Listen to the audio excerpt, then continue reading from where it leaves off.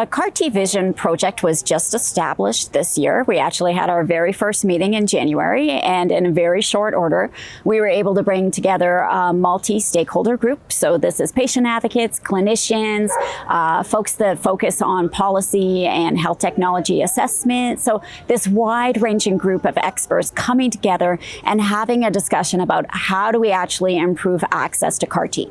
What we know is in the US, about 2 out of every 10 eligible patients with lymphoma. In Europe, a little bit better, 3 out of every 10 eligible patients actually get CAR-T. And so we're looking at what are the limitations or the obstacles to that. How do we make sure that patients get to the best care possible, which for them may be CAR-T.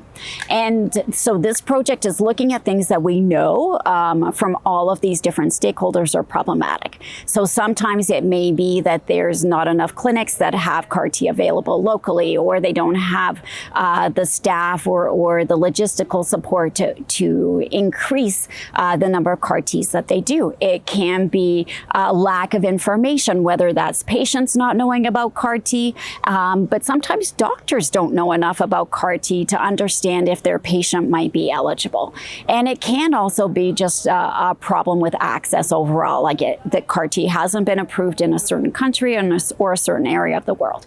And so this group is working together to, one, identify the issues, which is what we have done thus far. And now we're breaking out into working groups to really see how we can fix these problems.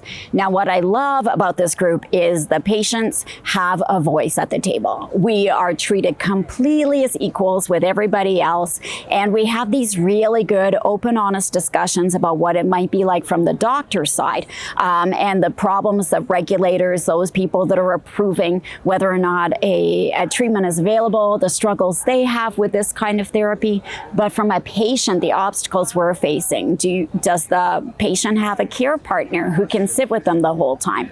Can they take that amount of time out of their life and out of their work and their caregiver as well to actually have the therapy administered? How are they feeling? Is their disease progressing really quickly? So how quickly can we get them actually into therapy? And so we're looking at all of those aspects to see what we can do to optimize the process, so reduce some of those time crunches that we face, spread the access, and also make sure everybody has really good information. So patients, you can make a choice.